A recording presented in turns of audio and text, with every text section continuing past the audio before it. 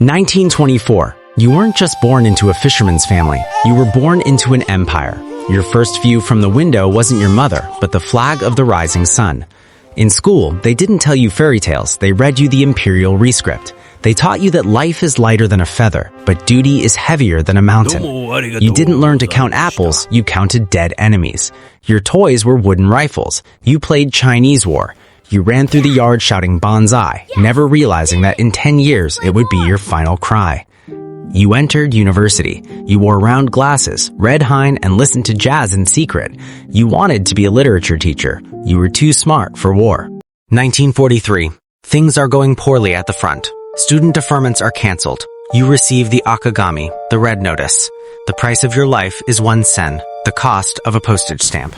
Your new body is a Mitsubishi A6M50, speed 565 kilometers per hour, range 1,900 kilometers. It's made of duralumin thinner than a tin can. The main passenger is a 250-kilogram aerial bomb. It is welded shut. It cannot be dropped. You and the bomb are now Siamese twins. Only death will part you. The fuel tanks are not self-sealing. One incendiary bullet and you turn into a torch.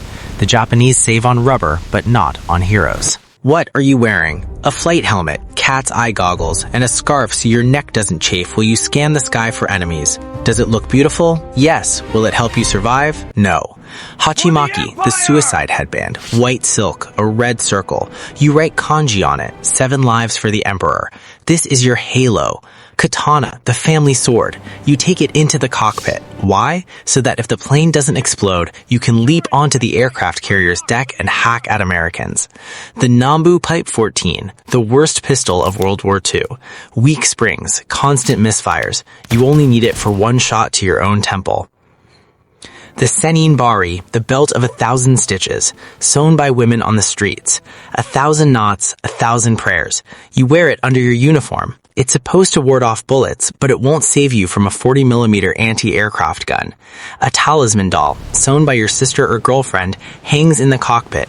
It has large eyes, and it will watch you burn. Boot camp, day 1. Your intellectual curls fall to the floor as they shave you bald with dull clippers. In the mirror, you see a prisoner, not a student. The primary teaching method is a strike to the face for a dirty button, a quiet voice, or a stray look. By evening, your face is swollen. They call this the infusion of naval spirit. A bamboo sword strikes your backside until you can't sit for a week. You learn to sleep standing up. Pain is your new teacher. You write home, everything is fine. I'm proud to serve, while the censor hides the truth of worms in your rice and the beatings you endure. You fly the red dragonfly trainer biplane and feel a brief, treacherous happiness. The earth's filth is below, but the sky only makes you fall in love so it can kill you later. Training is over. You are sent to the Philippines, but the Empire has run out of planes. You are now the projectile. Welcome to a tropical hell of 35 degrees Celsius heat and 100% humidity. Your uniform rots on your body. Mabalacat Airfield is a graveyard where mechanics strip corpse planes like scavengers. Rations are gone. You catch lizards and rots that taste like disease, but the stomach doesn't care. Tropical ulcers rot every scratch in an hour, and your feet turn into bloody jelly inside your boots. Dysentery becomes your greatest enemy. To die on a latrine is a disgrace, but the bacteria don't care about your samurai honor. You smell like a corpse even before you die. The American Hellcat is a steel beast. Your Zero is a paper crane against a brick. Vice Admiral Onishi arrives with no food or parts, only the mathematics of despair. The question is asked, who is ready to become the divine wind? In the silence, you step forward, not out of courage, but because your neighbor did. The herd effect turns you into Tokutai, a suicide squad. You cut your finger to sign your death contract in blood. Suddenly, the sticks are gone and the officers bow. You are Gunshin, a war god. They feed you white rice, and the sudden respect terrifies you more than the beatings ever did. A farewell photo. You grimace for a camera, a portrait that will stand at your funeral. You clip your nails and a lock of hair for a wooden box, the only souvenir your parents will receive.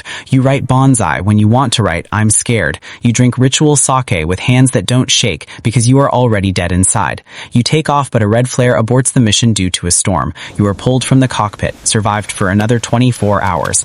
This is torture by hope. You've said goodbye to life, yet it refuses to leave. Your old mechanic cries as he wipes your canopy. Nagasaki, cleaning your coffin. You dream of skin melting, wake up to the snoring of your dead friends, and wait for the clear, treacherous blue of dawn. The engines warm up like a funeral march. You lift off and leave the mud behind, flying toward God with no return ticket. But 30 minutes in, an oil leak blocks out your windshield. Your engine coughs like a tubercular patient. Your coffin broke before the funeral. You perform the hardest maneuver, turning back from glory into disgrace. You land the bomb safely, sweating acid, but no one is happy. An officer meets you with a boot to the stomach. Why didn't you die, coward? You are exiled to the ghost barracks for those who returned. Rations are cut. You aren't allowed to look the living in the eye. To the Empire and your parents, you are already a ghost. You read your old letters and begin to lose your mind. January 1945. American tanks are at the fence. There is no evacuation. The order is take off or die in the mud. You eat a final meal of rotten sweet potatoes and climb into a plane built from trash and fear.